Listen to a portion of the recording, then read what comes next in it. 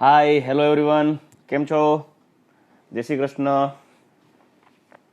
તો આજે આપણે લેક્ચર નંબર 6 માં આગળ વધીએ. આજ સુધીમાં આપણે લેક્ચર નંબર 5 પૂરા કરી ગયા અને તમે બધાએ અત્યાર સુધીના લેક્ચર જેટલા છે એ બધાએ વાંચેલા હશે, એટલે કે લેક્ચર જોઈશ અને એની થિયરીઓ બધી કમ્પ્લીટ કરી હશે અને રોજે રોજના ટોપિક વાઇઝ એમસીક્યુ પણ કરતા હશો. અને જો ન કર્યા હોય તો પ્લીઝ પ્લીઝ પ્લીઝ બધા એમસીક્યુ ટોપિક વાઇઝ કરતા જાજો.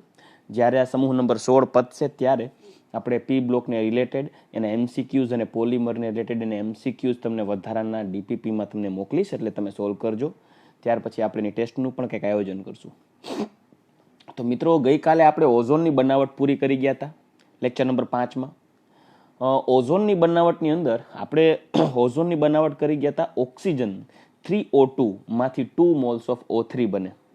3O2 માંથી 2O3. આ પ્રક્રિયા ઉષ્મા શોષક હતી. 142 કિલો જૂલ પ્રતિ મોલ જેટલી ઉષ્માનું શોષણ થતું હતું.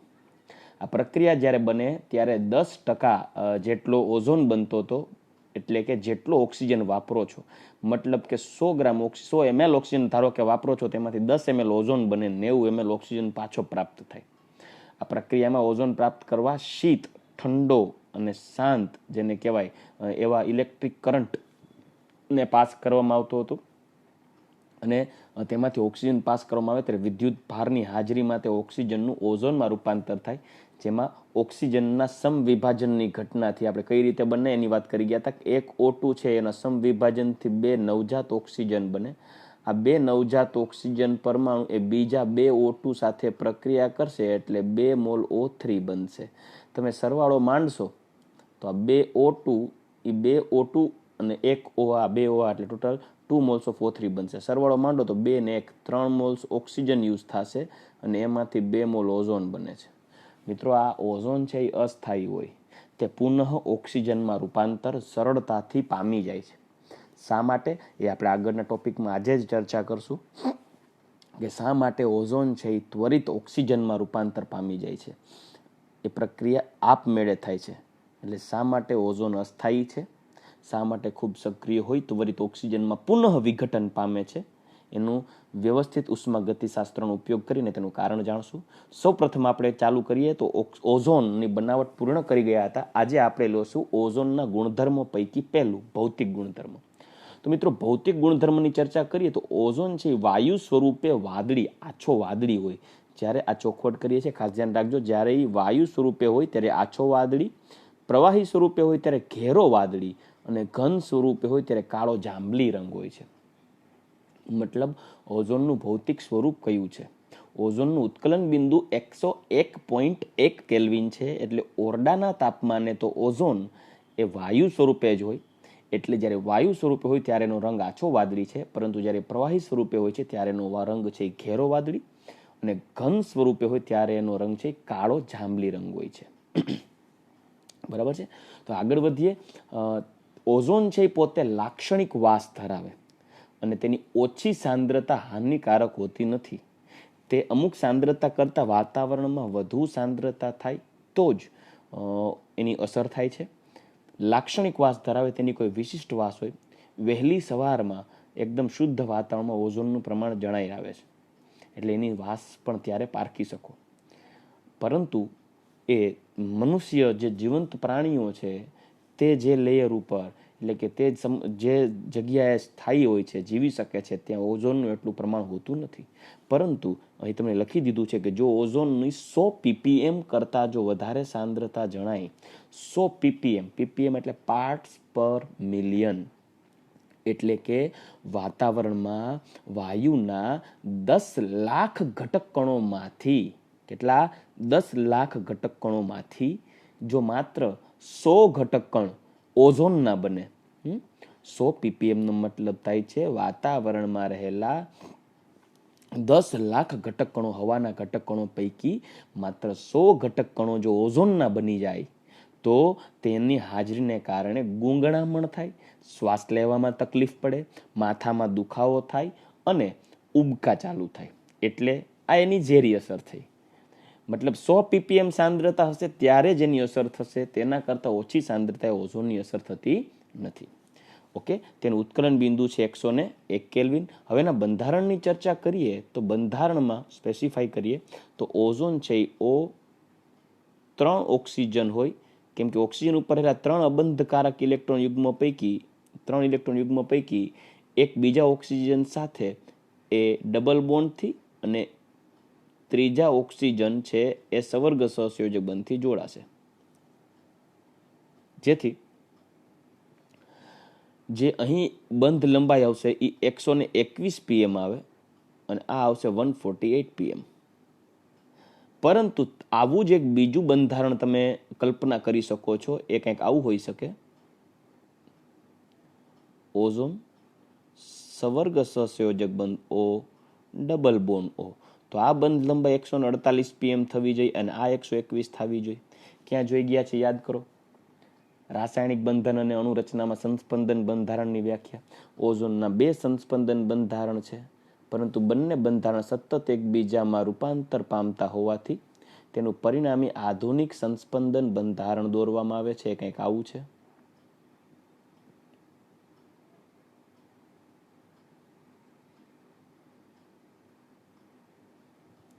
અને આ બંધ લંબાઈ છે 128 pm, બંને બાજુ સરખી, જે બેન્ઝીનનું ઓઝોનનું આધુનિક સંસ્પંદન બંધારણ છે. તો આ ઓઝોનનું બંધારણ થયું, જેમાં આ બંધ કોણ છે એ બંધ કોણ છે 117 ડિગ્રી. એનો બંધ કોણ છે ઓઝોનના ઓક્સિજનના 3 ઘટક કણો વચ્ચે રહેલ બંધ કોણ 117 ડિગ્રી. તો ઓઝોનનું બંધારણ થયું. તમે જોઈ શકો છો ઓઝોનનું બંધારણ તમને દર્શાવ્યું છે કે ઓઝોનના 2 બંધારણો છે, 1 અને 2. આ બંને એકબીજાના સંસ્પંદન બંધારણ છે. આ પરિણામી સંસ્પંદન બંધારણ જે નીચે દર્શાવ્યું છે એ સતત બંધારણ 1 બંધારણ 2 માં અને બંધારણ 2 બંધારણ 1. આ બંધારણ 1 અને આ બંધારણ 2 છે.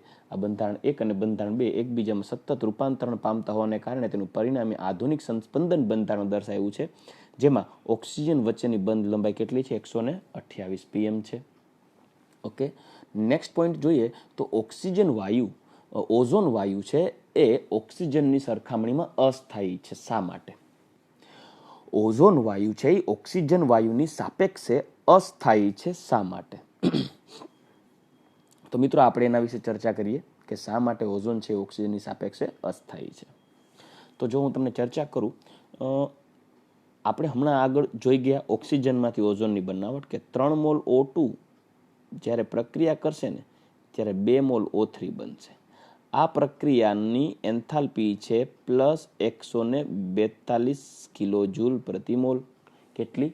+142 કિલો જૂલ પ્રતિ mall. Okay, first of all આ પ્રક્રિયા પણ તમે એક વખત જોઈ લ્યો. તો અહીં તમે જોશો તો આ બાજુ વાયુના ઘટક અણુની સંખ્યા 3 મોલ છે, જ્યારે નીપજ બાજુ વાયુના ઘટક અણુની સંખ્યા 2 મોલ છે. મતલબ જ્યારે ઓક્સિજનમાંથી ઓઝોન બને ને ત્યારે વાયુના કણોની સંખ્યા ઘટે છે, એટલે ડેલ્ટા Ng કેવું બને? નેગેટિવ. અને ડેલ્ટા Ng નેગેટિવ બને ને મિત્રો ત્યારે એન્ટ્રોપી ઘટે. એટલે ઓક્સિજનમાંથી ઓઝોન બને ને ત્યારે ઉષ્મા ઉત્પન્ન થાય અને એન્ટ્રોપી ઘટે. પણ આપણો પોઈન્ટ શું છે? ઓઝોન વાયુ ઓક્સિજનની સાપેક્ષે શા માટે ઓછો સ્થાયી છે? તેનું રીઝન આપું છું. આ જ પ્રક્રિયા ઊંધી વિચારીએ કે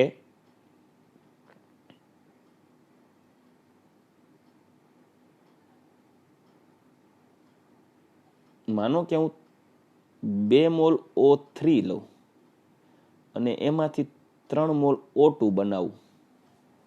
2 મોલ O3 અને 3 મોલ O2 બનાવું તો આ પ્રક્રિયા ઊંધી થઈ. તો આના માટે ડેલ્ટા H કેવું બનશે? તો કે -142. ડેલ્ટા H બનશે -142 કિલો જૂલ. હવે -142 કિલો જૂલ થાય મતલબ આ પ્રક્રિયાનો ડેલ્ટા H બન્યો છે ઋણ. ડેલ્ટા H કેવો બન્યો? નેગેટિવ. ઓકે, તો હવે એનો ડેલ્ટા H જો નેગેટિવ બન્યો છે તો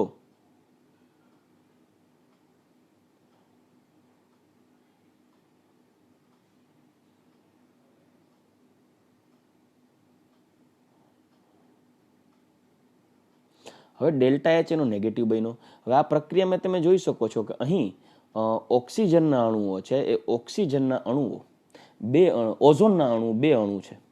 અહીં 2 મોલ ઓઝોન છે. સોરી, કલર કોમ્બિનેશન થોડુંક ચેન્જ કરવું પડશે. 2 મોલ ઓઝોન છે. અહીં 2 મોલ ઓઝોનના અણુ છે અને અહીંયા છે 3 મોલ O2 ના અણુ છે. મતલબ કે આનો ડેલ્ટા એનજી જોશો ને તો 3 - 2 બરાબર 1. મતલબ કે ડેલ્ટા એનજી બનશે પોઝિટિવ અને ડેલ્ટા એનજી પોઝિટિવ એટલે ડેલ્ટા એસ પણ પોઝિટિવ એટલે એન્ટ્રોપી વધ્યું. તો યાદ રાખો કે જ્યારે મિત્રો ઓઝોનમાંથી ઓક્સિજનનું બનવું એટલે ઓઝોનનું વિઘટન થઈ મિત્રો 2 મોલ્સ ઓફ O3 માંથી 3 મોલ્સ ઓફ O2 ઓઝોનનું ઓક્સિજનમાં વિઘટન થાય ને ત્યારે એનો ડેલ્ટા એચ કેવો બન્યો? નેગેટિવ. એટલે ઉષ્માક્ષેપક કેટલો? -142 ઉષ્માક્ષેપક, ડેલ્ટા એચ ઉષ્માક્ષેપક. આ ઉપરાંત આનો ડેલ્ટા એનજી કેવો છે? તો આપણે એ જોઈ ગયા કે ડેલ્ટા એનજી એનો ડેલ્ટા એનજી એ છે પોઝિટિવ અને ડેલ્ટા એનજી પોઝિટિવ હોય તો ડેલ્ટા એસ એ પોઝિટિવ હોય.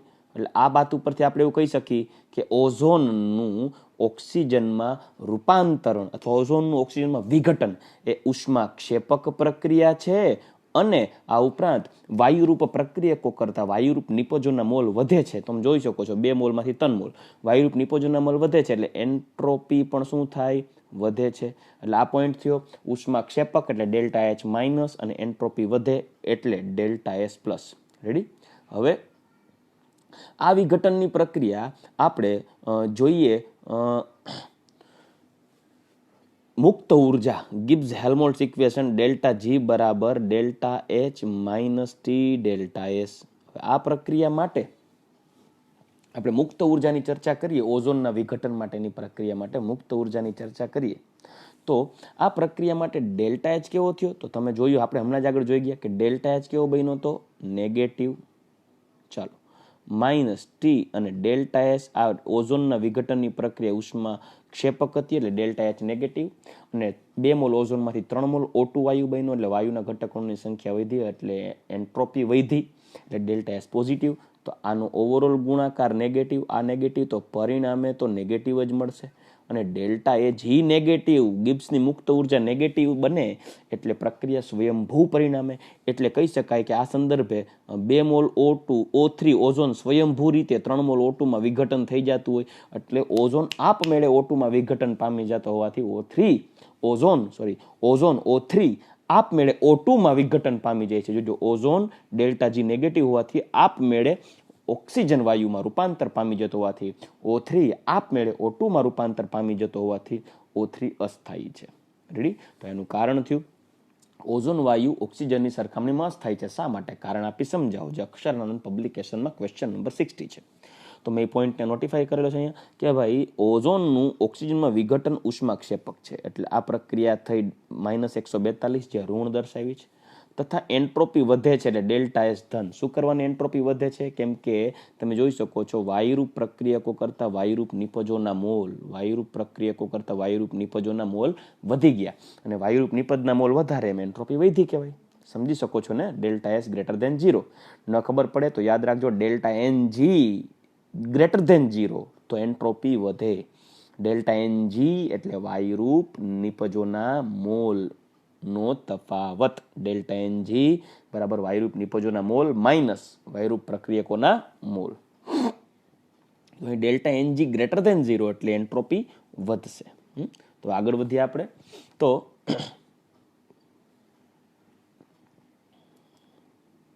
હવે આ પ્રક્રિયા જોશો તો આ પ્રક્રિયામાં ગિબ્સની મુક્ત ઉર્જા ફેરફારનો અભ્યાસ કરીએ તો ડેલ્ટા જી બરાબર delta H minus T delta S Gibbs Helmholtz સમીકરણ. ગિબ્સ હેલ્મહોલ્ટ્ઝ સમીકરણમાં ઓઝોનના વિભાજનની પ્રક્રિયા વિઘટનની પ્રક્રિયા ઋણ ઉષ્માક્ષેપક હોવાથી ડેલ્ટા એચ ઋણ માઇનસ ટી ડેલ્ટા એસ, અહીં ડેલ્ટા એસ ધન છે તો પરિણામી ડેલ્ટા જીનું મૂલ્ય ઋણ મળવાથી ઓઝોનનું O2 માં રૂપાંતરણ સ્વયં સ્ફુરિત બને એટલે કે આપમેળે થાય. અને અહીં આપમેળે ઓઝોનનું વિઘટન ઓક્સિજનમાં રૂપાંતર થતું હોવાથી ઓક્સિજન ત્વરિત ઓઝોન છે એ ત્વરિત વિઘટન પામી ઓક્સિજનમાં રૂપાંતર પામે.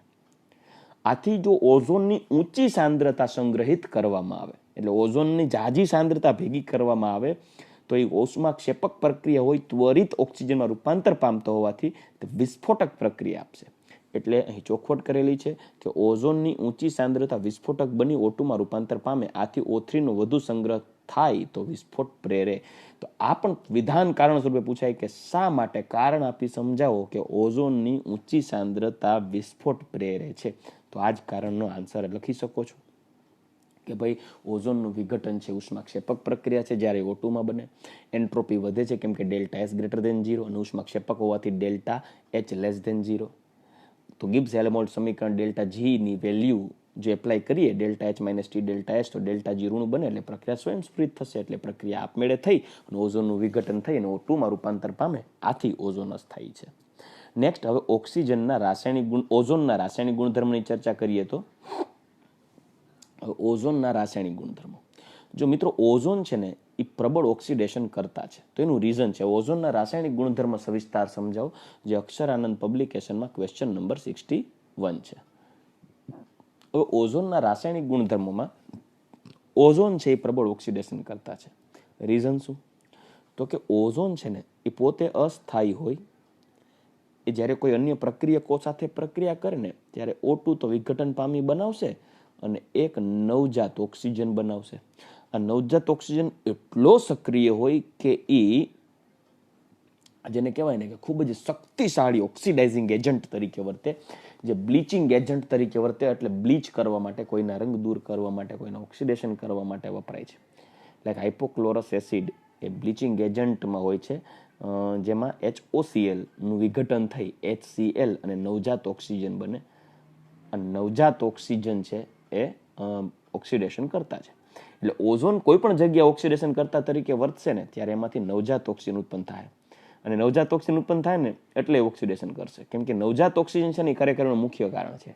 તો ઓઝોનના વિઘટનથી જે નવજાત ઓક્સિજન ઉત્પન્ન થાય છે તે શક્તિશાળી ઓક્સિડેશન કરતા હોવાને કારણે ઓઝોન ઓક્સિડેશન કરતા છે. આ ઓઝોન છે એ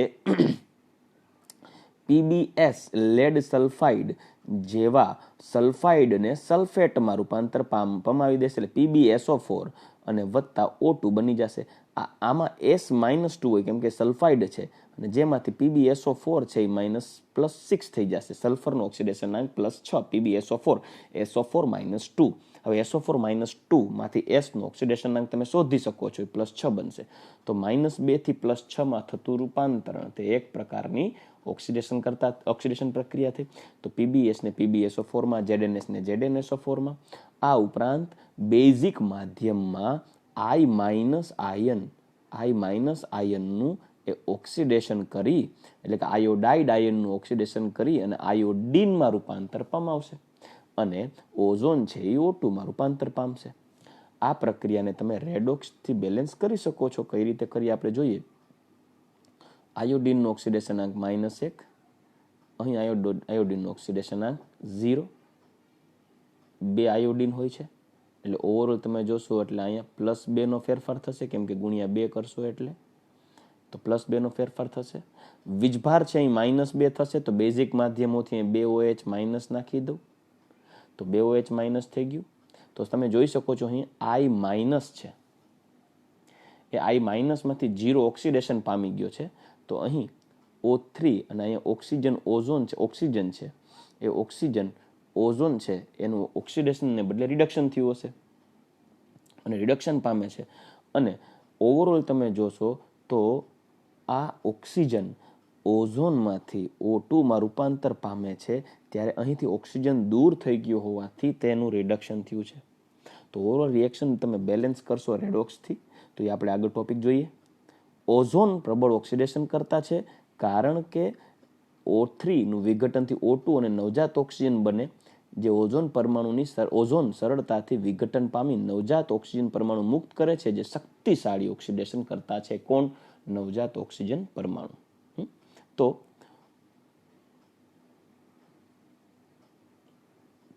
ઓઝોન છે એ લેડ સલ્ફાઇડ નું સલ્ફેટમાં અને આયોડાઇડ આયનનું આયોડીનમાં ઓક્સિડેશન કરે છે. તો એના ઉદાહરણ લઈએ તો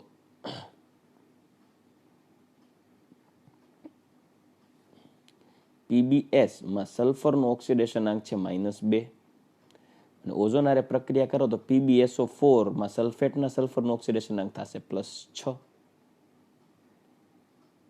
અને આ બનશે 0. અહીં સલ્ફાઇડમાંથી સલ્ફેટ PbSO4 તો PbSO4 બને એટલે ઓવરઓલ તમે જોશો સલ્ફર SO4 બનશે, PbSમાંથી PbSO4 સલ્ફેટ બનશે. તો પરિણામે ઓઝોન સાથે પ્રક્રિયા કરાવશો તો અહીં 4 તેરીને 12 ઓક્સિજન એ 4 છે તો 4 દુ 8 ઓક્સિજન થઈ ગયા. O3 રૂપાંતર પામે O2માં. એટલે તમારે 4 ઓઝોનને 4 O2માં ફેરવી નાખો એટલે બીજા 4 વિખેરિત થશે, નવજાત ઓક્સિજન એ સલ્ફર સાથે જોડાઈ જશે. સેમ ZnS વત્તા 4O3 તો 4O3માંથી 4O2માં રૂપાંતરણ પામી જશે અને 4 નવજાત ઓક્સિજન જે બન્યા હશે અહીંયા આવી જશે એટલે ZnS બની જશે ZnSO4, જેમાં ZnSના સલ્ફાઇડનો ઓક્સિડેશનાંક -2 અને આનો +6. કઈ રીતે પાછું સમજાવું જો 4 ઓઝોન હોય એમાંથી 4 O2 બની જાય અને 4 નવજાત ઓક્સિજન ઉત્પન્ન થયા હોય, આ 4 નવજાત ઓક્સિજન સલ્ફર સાથે જોડાઈ જાય એટલે ZnSO4 થઈ જાય. સેમ PbSO4માં એવું જ થાય. તો ધાતુના સલ્ફાઇડ S ને ધાતુના સલ્ફેટ SO4 માં રૂપાંતર પામશે. આ ઉપરાંત આયોડાઇડ આયનનું ઓક્સિડેશન કરી અને તેને આયોડીનમાં રૂપાંતર પામશે. તો આયોડાઇડનું આયોડીનમાં રૂપાંતર કઈ રીતે થાય એના વિશે આપણે જરાક નજર નાખીએ તો જે બેઝિક માધ્યમમાં પ્રક્રિયા થશે 2I- જેનો પરિણામી બેયનો ભેગો તેનો ઓક્સિડેશનાંક -2 થશે, જે I20 મતલબ -2 થી 0 ઓક્સિડેશનાંકમાં વધારો એટલે તેનું ઓક્સિડેશન થયું.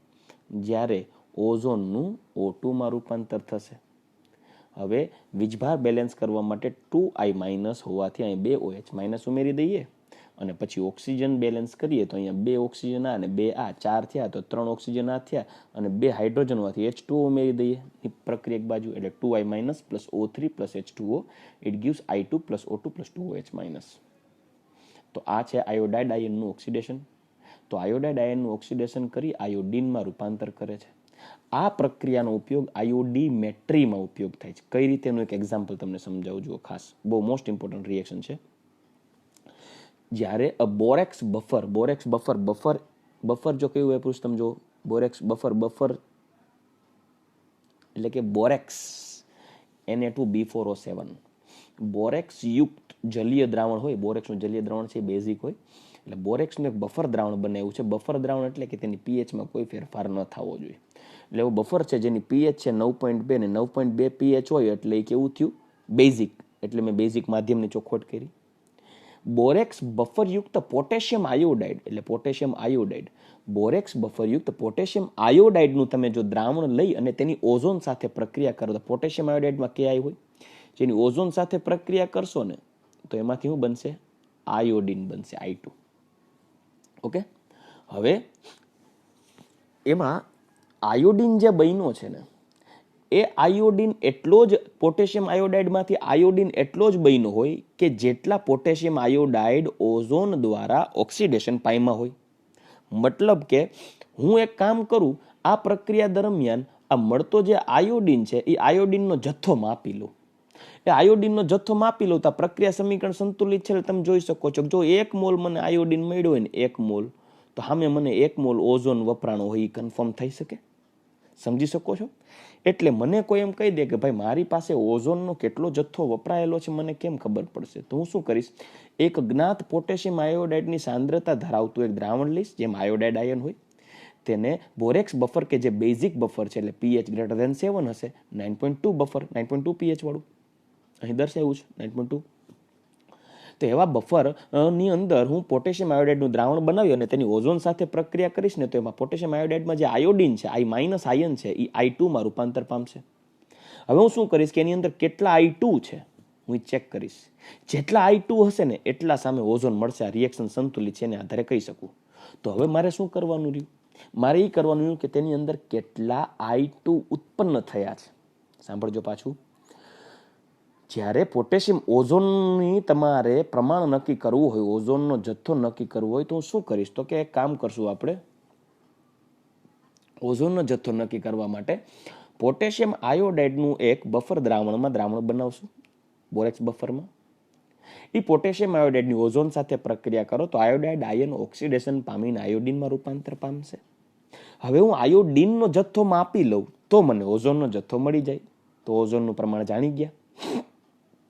પણ હવે આપણે શું નક્કી કરવાનું? આયોડીન કેટલું મળે છે તે. હવે આયોડીનનું પ્રમાણ નક્કી કરવા માટે મારે sodium thiosulphate Na2S2O3 sodium thiosulphate, જેને હાઇપો સોલ્યુશન તરીકે પણ ઓળખી શકાય, હું એની સાથે આયોડીનની પ્રક્રિયા કરાવીશ ને તો આયોડીનની Na2S2O3 સાથે પ્રક્રિયા થશે ને ત્યારે, એટલે આયોડીનની જ્યારે Na2S2O3 સાથે પ્રક્રિયા કરશે ને ત્યારે I2 અને S2O3 સાથે પ્રક્રિયા થશે ને ત્યારે 2I- અને SO4- 2 બનશે, જેમાં આનું પાછું રિડક્શન થઈ જાય. એટલે આ કેટલો I- છે એ મને ખબર પડશે આ કેટલું વપરાય છે એના આધારે. આ જેટલું વપરાશે, કેમ કે બહારથી મારે આપણે સોડિયમ થાયોસલ્ફેટનું દ્રાવણ તો બહારથી નાખવાનું છે, તો એની સાથે અનુમાપન કરવાનું. બ્યુરેટમાં સોડિયમ થાયોસલ્ફેટ નાખી અને ડ્રોપ વાઇઝ ઇન્ડિકેટરની મદદથી કેટલું સોડિયમ થાયોસલ્ફેટ વપરાણું છે N1V1 N2V2 સૂત્ર મૂકી અને કેટલું સોડિયમ થાયોસલ્ફેટ વપરાણું છે એ ચેક કરી અને જેટલું સોડિયમ થાયોસલ્ફેટ વપરાણું હશે એ પ્રમાણે આયોડીન મળ્યું હશે, વપરાણું હશે. એનો મતલબ વપરાતા સોડિયમ થાયોસલ્ફેટના દ્રાવણને આધારે તમે વપરાતા સોડિયમ થાયોસલ્ફેટના દ્રાવણની સાંદ્રતાને આધારે આયોડીન મળી જાય, અને આયોડીન જાણી લ્યો તો ઓઝોન મળી જાય. આખી જે લાંબી પ્રોસિજર છે ને મિત્રો, એને આયોડીમેટ્રી કહેવાય. આયોડીમેટ્રી દ્વારા તમે ઓઝોનનું પ્રમાણ પણ જાણી શકો છો. તો એ જે ટોપિક છે એ અહીં બતાવ્યું છે કે ભાઈ આયોડાઇડ આયનનું ઓક્સિડેશન ઓઝોન દ્વારા થાય, જે આયોડાઇડ આયનને I2 માં ફેરવી નાખે છે. આ પ્રક્રિયા આયોડાઇડ આયનનું ઓક્સિડેશન છે.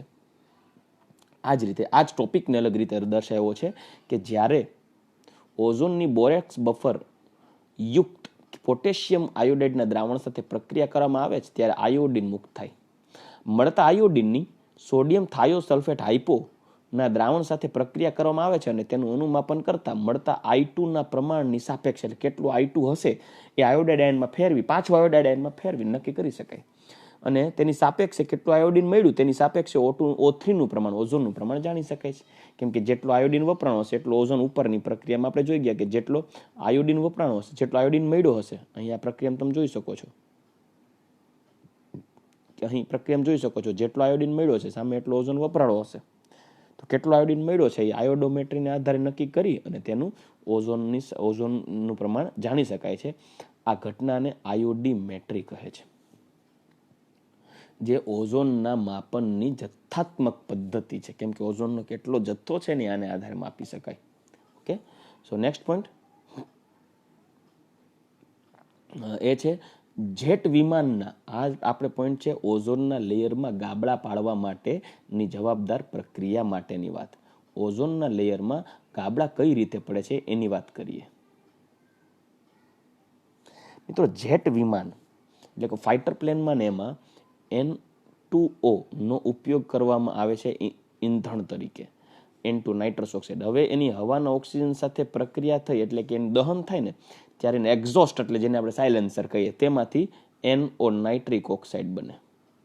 આ નાઇટ્રિક ઓક્સાઇડ છે ને એ ઓઝોન સાથે પ્રક્રિયા કરીને ઓઝોનને તોડે એટલે એ બનાવે NO2 જે એસિડ વર્ષા માટે જવાબદાર છે અને ઓક્સિજન વાયુ ઉત્પન્ન કરે. મતલબ કે અહીં એક ઓઝોનનો અણુ વપરાઈ ગયો. તો આવું વાતાવરણમાં નાઇટ્રિક ઓક્સાઇડના કેટલાય ઘટક કણો હોય જે ઓઝોન સાથે પ્રક્રિયા કરી અને ઓઝોનનું ક્ષયન કરે છે. આથી હવામાં રહેલો નાઇટ્રિક ઓક્સાઇડ એ ઓઝોનના ક્ષયન માટે જવાબદાર છે. આ ઉપરાંત CFC ક્લોરોફ્લોરોકાર્બન, CFC જેને ફ્રીઓન વાયુ કહે છે, જે પણ ઓઝોનના લેયરમાં ગાબડા પાડવા માટે જવાબદાર છે. આ ફ્રીઓન વાયુ ક્યાં વપરાય છે? તો એરોસોલ. એરોસોલ એટલે એરોસોલ કેને કહેવાય પહેલા એ ચર્ચા કરીએ. તો હવામાં કાળો ધુમાડો ઉડતો હોય અને તે તમે નજર આંખે જોઈ શકો, નરી આંખે, તેને એરોસોલ કહેવાય. સોલ એટલે કલીલ દ્રાવણ. તો કલીલ દ્રાવણ એક એવું દ્રાવણ છે, આપણે પેલા આઈ થિંક ચર્ચા કરી ગયા છીએ અને આપણે ધોરણ 12ના 5મા ચેપ્ટરમાં પણ આનો અભ્યાસ કરશું. કલીલ દ્રાવણ એક એવું દ્રાવણ છે, કોલોઇડલ સોલ્યુશન જેને કહેવાય, કે તેમાં દ્રાવકમાં દ્રાવ્ય પદાર્થ ઉમેરો તો એ ઓગળે નહીં અને એને નરી આંખે જોઈ શકાય ને તળિયે ન બેસે. તો તમે કહેશો સર એક કામ કરો, ઓગળવું ન જોઈ તો રેતીને પાણીમાં નાખીને જોઈએ. પણ રેતીને પાણીમાં નાખશો ને દીકરાઓ તો એ દ્રાવણ કલીલ નથી, ઈસોલ નથી, કેમ કે રેતી તળિયે બેસી જાય. તળિયે ન બેસવું જોઈએ અને ઓગળવું ન જોઈએ એવું દ્રાવણ બનવું જોઈએ. હું એનું બીજું એક્ઝામ્પલ આપું. દૂધને પાણીમાં નાખી દો તો શું દૂધ તળિયે બેસી જશે? નહીં. શું દૂધ ઓગળી જશે પાણીમાં? નહીં. એ મિક્સ થઈ જશે અને એ જે પાણી છે એ ઓફ વ્હાઇટ બની જશે. તમને જોઈને ખબર પડી જશે કે આમાં દૂધ છે. તો એ જે દ્રાવણ બન્યું ને એને કલીલ દ્રાવણ કહેવાય. શેમ્પુ છે, શેમ્પુ એને પાણીમાં નાખીને તમે એને ડખોળો તો શું શેમ્પુ તળિયે બેસી જશે? નહીં. શેમ્પુ ઓગળી જશે? નહીં. તમને ખબર પડશે કે આ શેમ્પુનું જલીય દ્રાવણ બની ગયું, તો શેમ્પુ કલીલ દ્રાવણ થયું. એ જ રીતે તમે આમાં પાણીમાં નાખતા હતા ને, તો એવી રીતે દ્રાવક માધ્યમ તરીકે હવા જો હોય તો એને એરોસોલ કહેવાય. જેમ પાણીમાં તમે દૂધ નાખ્યું તો પાણી આપણું દ્રાવક માધ્યમ બન્યું, એવી રીતે દ્રાવક માધ્યમ તરીકે હવા હોય તો એવું ન કહેતા દૂધને હવામાં ઉડાડો. એ હવાના પણ એક કલીલ દ્રાવણનું એક્ઝામ્પલ આપું. હવામાં ઉડતા બારીક રજકણો, એ હવામાં ઉડતા બારીક રજકણો તળિયે નથી બેસતા, એ હવામાં ઉડે જ છે. પાછા હવામાં દ્રાવ્ય ન હોય, દેખી શકાતા હોય. હું તમને એનું એક બેસ્ટ એક્ઝામ્પલ આપું. છતમાં એક નાનકડું તીનું હોય અને તેમાંથી પ્રકાશનો લીસોટો પડે. લીસાટાને તમે જોશો તમને એમાં નાના નાના સૂક્ષ્મ બારીક રજકણો ઉડતા દેખાશે. તો એ એરોસોલ છે, એ ધૂળના રજકણો ઉડે છે. તો આવા એરોસોલમાં પણ CFC ગેસ હોય જે જંતુનાશક દવાઓના છંટકાવમાં એમાં ઉપયોગ કરી શકાય. આ ઉપરાંત રેફ્રિજરેટર અને એર કન્ડિશનરની અંદર તે ફ્રીજ એટલે ઠંડક ઉત્પન્ન કરવા માટેના વાયુ તરીકે, જે આપણે કહીએ ને કે ભાઈ એસીમાં અને ફ્રીજમાં ગેસ ભરવો પડશે તો ઠંડક આપશે, અત્યારે ગેસ પતી ગયો એટલે ફ્રીજ ખરાબ થઈ ગયું છે, એ જે ગેસ ભરવામાં આવે છે CFC ગેસ છે, ક્લોરોફ્લોરોકાર્બન. તો ઓઝોનનું ક્ષયન કરવા માટે CFC ક્લોરોફ્લોરોકાર્બન જેવા ફ્રીઓન વાયુઓ એ ઓઝોનના ક્ષયન માટે જવાબદાર છે. બરાબર. તો આ પ્રક્રિયા ઓઝોનના રાસાયણિક ગુણધર્મો અંગેની વાત કરી ગયા. હવે આપણે આગળ વધીએ. તો હવેનો પોઈન્ટ છે ઓઝોનની ઉપયોગિતા. આપણે ઓઝોનના રાસાયણિક ગુણધર્મો જોઈ ગયા, ઓક્સિડેશન કરતા તરીકેના, કે ઓઝોન છે એ PbS લેડ સલ્ફાઇડને PbSO4 સલ્ફેટમાં રૂપાંતર કરે, ઝિંક સલ્ફાઇડને ઝિંક સલ્ફેટમાં, આયોડાઇડ I- ઓઝોન સાથે પ્રક્રિયા કરાવો ત્યારે H2O 2 mall H2O 1 mall H2O સાથે પ્રક્રિયા કરશે અને આયોડિન I2 બનાવે અને O2 વાયુ ઉત્પન્ન થાય અને 2 OH વપરાય નિપજ તરીકે. કેમ કે બેઝિક માધ્યમમાં પ્રક્રિયા કરવામાં આવે છે. બોરેક્સ બફર જેની pH ગ્રેટર ધેન 7 છે, 9.2 pH છે, એમાં બેઝિક બફરની અંદર તેનો ઉપયોગ ઓઝોન સાથે પોટેશિયમ આયોડાઇડની પ્રક્રિયા કરવામાં આવે ત્યારે આયોડિન ઉત્પન્ન થાય છે. એટલે ઓઝોન છે આયોડાઇડ આયનનું ઓક્સિડેશન કરશે. તેમાં વપરાતા ઓઝોનનો જથ્થો કેટલો છે, ઓઝોનનો જથ્થો માપવો હોય તો એ આયોડિનની આયોડીમેટ્રી ટેસ્ટ કરવામાં આવે સોડિયમ થાયોસલ્ફેટ સાથે. સોડિયમ થાયોસલ્ફેટ દ્વારા મળતા આયોડિનનું અનુમાપન કરી અને જાણી શકાય કે જેટલો આયોડિન વપરાણો એટલો ઓઝોન વપરાયેલો હશે. તો આયોડીમેટ્રી ટેસ્ટ કહેવાય. આ ઉપરાંત હવામાં નાઇટ્રિક ઓક્સાઇડ છે ઓઝોન સાથે પ્રક્રિયા કરે છે એટલે ઓઝોનના લેયરમાં ગાબડા પડે છે. આ ઉપરાંત CFC પણ ઓઝોનના લેયરમાં ગાબડા માટે જવાબદાર છે. ઓકે, તો હવે લાસ્ટ ટોપિક જોઈએ, ઓઝોન વાયુની ઉપયોગિતા. ઓઝોન છે એ જીવાણુનાશક એટલે એન્ટીબાયોટિક અને સંક્રમણ હારક એટલે ડિસઇન્ફેક્ટન્ટ તરીકે વર્તે છે. ઓકે, ડિસઇન્ફેક્ટન્ટ સંક્રમણ હારકને બીજા શબ્દમાં કહું તો ચેપનાશક. જ્યારે આપણે કોઈ હેર સલૂનમાં જઈએ વાળ કપાવવા માટે કે શેવ કરવા માટે, ત્યારે તે જે સારી એવી તમે હેર સલૂનમાં જાશો ને તો ત્યારે જે એના માટે જે વપરાતા પ્રસાધનો એટલે કે જે ખાતર છે કે એના માટે જે રેઝર યુઝ કરે છે એને એક ઓઝોનાઇઝરની અંદર રાખશે. કેમ કે એની અંદર ઓઝોન ગેસ લિબરેટ થશે. એ પણ એક ઇલેક્ટ્રિક કરંટ ધરાવતું જ એક જેને ઓઝોનાઇઝર જેને કહેવાય, એ આપણે આગળ ઓઝોનાઇઝરની વાત કરી ગયા. એમાં ઓક્સિજન વાયુને ઓઝોનમાં કન્વર્ટ કરી અને તે જે ઇન્સ્ટ્રુમેન્ટ છે અંદરનો જે ભાગ છે, જેમાં આપણે કેમ ઓવન હોય એ ઓવન ટાઈપનું જેવું હોય, એની અંદર ઇન્સ્ટ્રુમેન્ટને મૂકી દેવાના, થોડી વાર અંદર રાખો તો ઓઝોનાઇઝર તેની અંદર રહેલા સૂક્ષ્મ જીવાણુઓને ઓક્સિડાઇઝ કરી અને તેનો નાશ કરશે. એટલે એક સંક્રમણહારક ડિસઇન્ફેક્ટન્ટ કે ચેપ ન થાય. પછી એવો અસ્ત્રાનો ઉપયોગ કરવામાં આવે તો તે બીજા વ્યક્તિને જ્યારે એ શેવ કરતા હશે ત્યારે આગળના વ્યક્તિનો જે શેવ કરવા માટે જે યુઝ કરેલ હશે એ અસ્ત્રો એને ચેપ નહીં આપે, કેમ કે તેમાં રોગજન્ય જીવાણુઓનો નાશ થઈ ગયો હોય. આ ઉપરાંત જીવાણુનાશીનો ઉપયોગ થાય છે, જીવાણુનાશી તરીકે. એના માટે ઓઝોનનો ઉપયોગ પાણી હોય તો પાણીમાંથી ઓઝોન વાયુ પસાર કરવામાં આવે તો ઓઝોનમાં રહેલા સૂક્ષ્મ જીવાણુઓને નાશ કરે છે. એટલે જીવાણુનાશક છે એન્ટીબાયોટિક. આ ઉપરાંત એ જો ચોખવટ કરી છે, ઓઝોન છે જીવાણુનાશક, સંક્રમણહારક એટલે ડિસઇન્ફેક્ટન્ટ એટલે કે ચેપનાશક, અને પાણીને રોગાણુ રહિત એટલે રોગજન્ય જીવાણુ રહિત કરવા માટે વપરાય છે. કેન્ટ, આરો કે અન્ય એક્વાગાર્ડ જેવા સારી કંપનીના જે આરો સિસ્ટમ, પાણીના પ્યોરિફાયર તમે જો મૂકશો તો તેની અંદર ઓઝોનનો ઉપયોગ ઘણીવાર કરવામાં આવે છે. બાય કોસ્ટ એ ખૂબ મોંઘા હોય છે.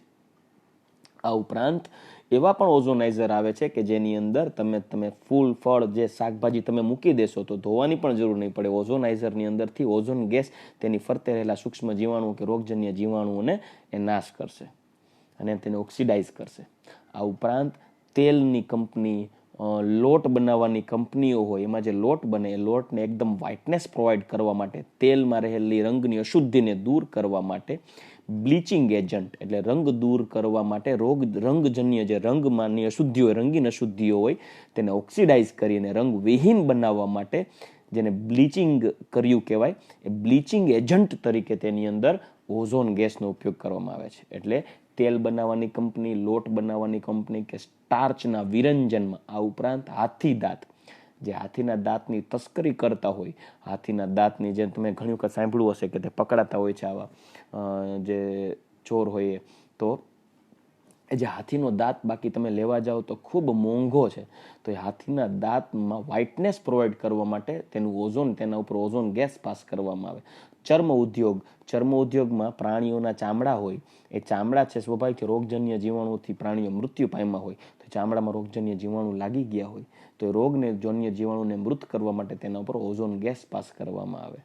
તો એ ઓઝોન રોગજન્ય જીવાણુને દૂર કરવા માટે, રંગની અશુદ્ધિને દૂર કરવા માટે તેલ, હાથીદાંત, લોટ, સ્ટાર્ચ વગેરેના વિરંજન કાર્યમાં વપરાય છે.